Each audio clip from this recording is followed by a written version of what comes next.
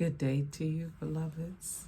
It is I, Ade Tutu, coming to you, bringing gifts of love and peace and healing. A new day. It is. It is early in the morning, much earlier than what I normally do any videoing, but it is what it is. Hello all, I hope you are well. Things are going masterful in a wonderful way, that you are really being co-creators out there, creating this lovely goodness for the sake of wonderful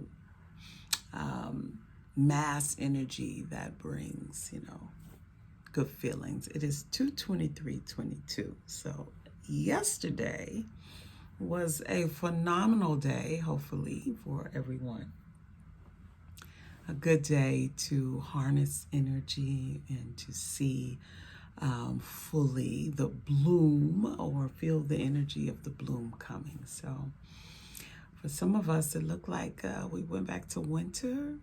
Yeah, that long, cold, dark winter that Biden was talking about looked like he was on point. But anyway, I wanted to come here and I wanted to share some energy about being new, walking in newness. And I actually made a post today on Instagram, and the sentiment behind the post was that a lot of times we find ourselves where we've mastered, one thing, and we just tend to stay there. I think our programming tells us that you do these set of things for this particular outcome, and then that's it. You just pretty much hang in there until, it's over. And I'm telling you, beloveds, that's not what life is all about. A lot of times people, especially women, mothers, will come to a place where, they just give their whole lives, to this one thing. They became masterful at it, and, this is it. I'm going to do just this thing, family. That's it. And they never quite put eggs in the basket, for after that time. Once, you've done your masterful teaching and harnessing goodness for, these people that you've groomed to go into the world, and if nothing else, resist creating havoc, but we tend to, excuse ourselves from further growth. We get all caught up in that one particular thing, as if there aren't other particular things that you have to master, or it's your purpose to actually make perfect and then move on. We forget all about that. A lot of us have so many different skills. Some we've had to put on hold to make sure the other thing that we're obligated to do, comes to full bloom. And so now it's that time. The timing is ripe now. All the kids are gone. Maybe you're looking at retirement, and you just pretty much, you don't know what else you should do. You pretty much like, I'm gonna go on to glory now. And it was never your intention to do that. Life come with a lot of different roads and paths. And when one door closes, another one opens. That's why that exists.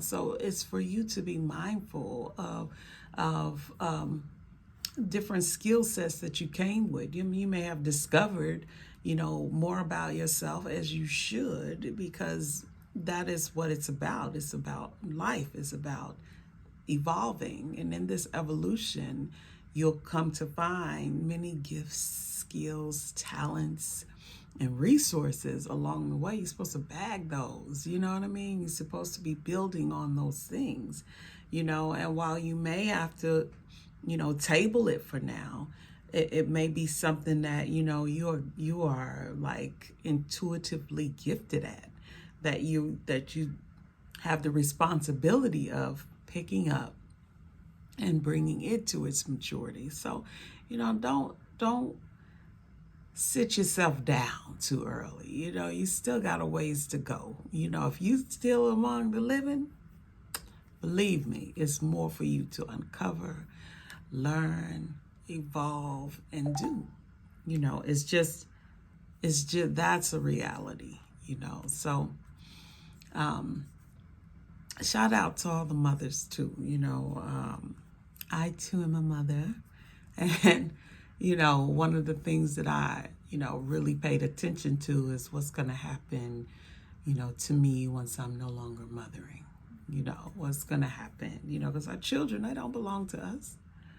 They come through us, but they do not come to us. You know what I mean? Like it's you don't have control of what it is they choose to do. You can plant seeds, you can nurture them, water them, all that good stuff, but the contract does not say that you have a say on what happens. Everybody, every soul has signed up for whatever it wants to sign up for. Every last soul, created its own journey, asked for whatever resource it needed, including the parents, the parental situation, all of these things you ask for, so when you're born into who you are, you know what I mean? You got your thing that you're doing. You know what I mean? I have nothing to do with your parents other than they agreed that they would parent you and allow you to come through the portal. And, depending on the setup that you chose, then you live that out. But by no means, are your children just yours. They belong to Source God. They don't belong to you. And whatever decision is made between that soul and Source God has nothing to do with you. You know what I mean? Unless you're a helicopter mama, buzzing all around, trying to see what's going on. And in this case, it's something to really check yourself on, because it's none of your business. It's not. But I found this lesson in just being raised in a single parent home and not even really that, you know what I mean? Because, where you are is not where you have to be. You know what I mean? You can always grow past these things that are said barriers. You know what I mean? It doesn't have to be a barrier for you, but I am a staunch believer in, being a realist, and so growing up, learning on my spiritual path that my father was one who had to make a contract in the heavens of that he would bring me here. You know what I mean? but that's it. You know what I mean? It wasn't supposed to be that he raised me or was involved in my family life or anything like that. And that's exactly what he did. He helped me. And as a matter of fact, spiritually, he wasn't, Source God did not agree upon him coming into life unless he agreed upon hosting my travel here to Earth. So that's one of the more classic examples I can actually pull forth to tell you that there is definitely something else spiritually accompanied with that physical that have way greater significance than what we could ever anticipate or imagine in our unawareness.